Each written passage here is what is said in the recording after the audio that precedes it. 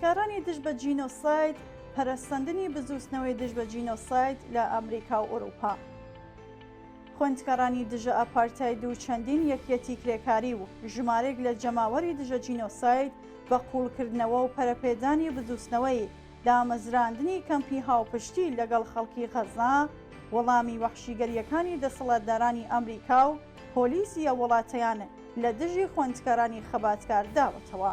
ئێستا 150 زانکۆ لە ئەمریکا و لانی کەم 40 زانکۆ لە ئەوروپا، چەندین زانکۆ لە ئوسترالیا، هیندستان، ژاپۆن و هەندێک لە وڵاتەکانی ڕۆژهەڵاتی نێوەڕاست دژ بە هاوپشتی بەرپرسانی سیاسی و ئەکادمی ئەمریکا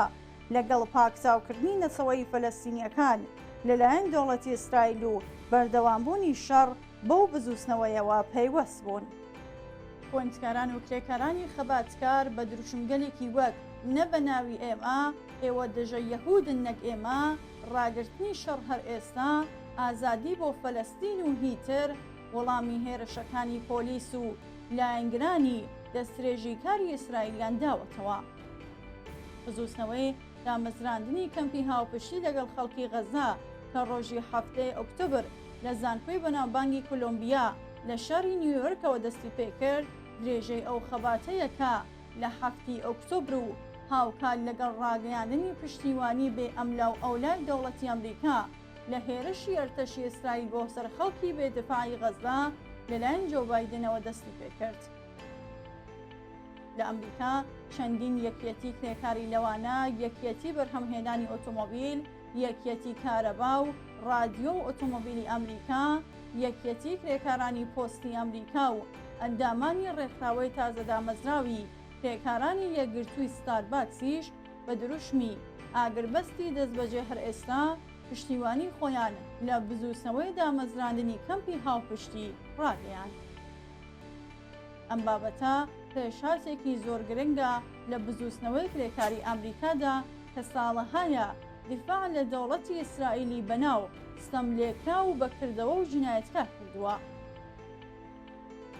ڕۆژی 27 ئابریل لە قینۆی ئەلفی بەرهەمهێنانی ئۆتۆمۆبیل چالاکانە لە خۆپیشاندانی ژمارێک لە خەڵکی شاری سیاتل لە ویلایەتی واشنگتۆندا بەشداریان کرد.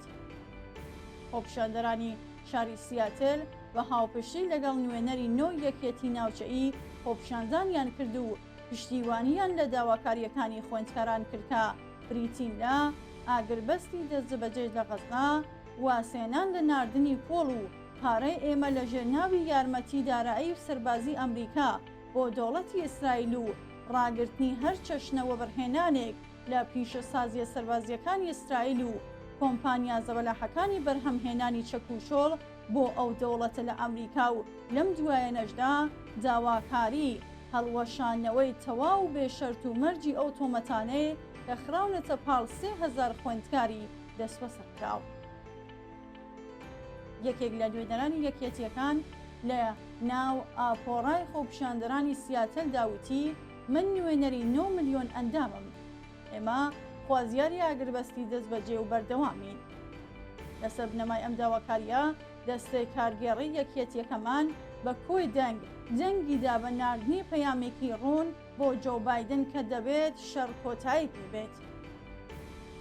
یەکێک لە خوێندکارانی یەهودی لایەنگری ئاشتی بەشداربووی خۆپیشاندانەکەش وتی بە گوێرەی مێدیاکانی لایەنگری ئیسرائیل حەماس لە هێرشەکەی 7 ئۆکتۆبردا 1000 ئیسرائیلی کوشت، بەڵام ئیسرائیل لە بەرامبەردا لەو ڕۆژەوە تا 29 ئابریل 34,000 کەسی کوشتووە کە 9,000یان منداڵ بوون. ئەو لە درێژی قسەکانی داوتی سیاسەتمەدارەکانی ئێمە لەم جینۆسایدەدا هاوبەش بوون و ئێستا ئیتر دەبێت ناچاریان بکەین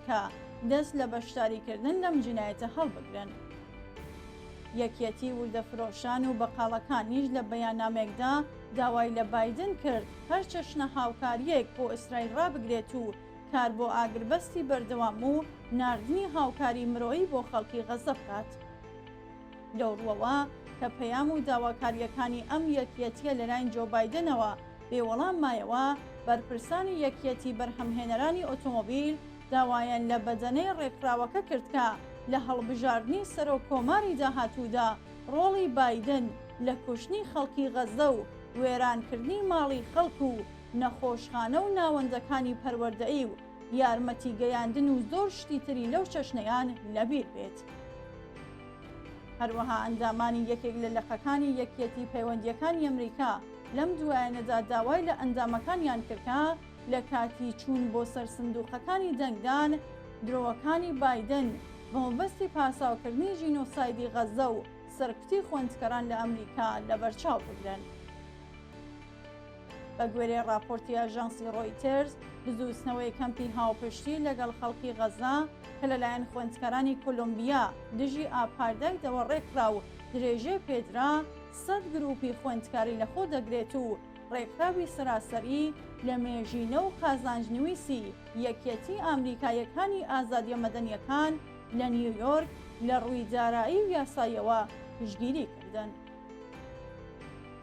بە پێدوین هەواڵەکان، پارتی سۆسیالیزم و ئازادی دەنگی یەهودیەکان بۆ ئاشتی و خوێندکارانی خوازیاری دادپەروەری بۆ فەلەستین ئەو بزووسنەوە خوێندکاریە ئاراستە دەکەن. ڕاگەیەنەرەکانی خەتی فەرمی زۆرتر تش دەخەنە سەر بەشداری لایەنە ئیسلامیەکان و بە ئەنقەز بەرجەستەی دەکەنەوە،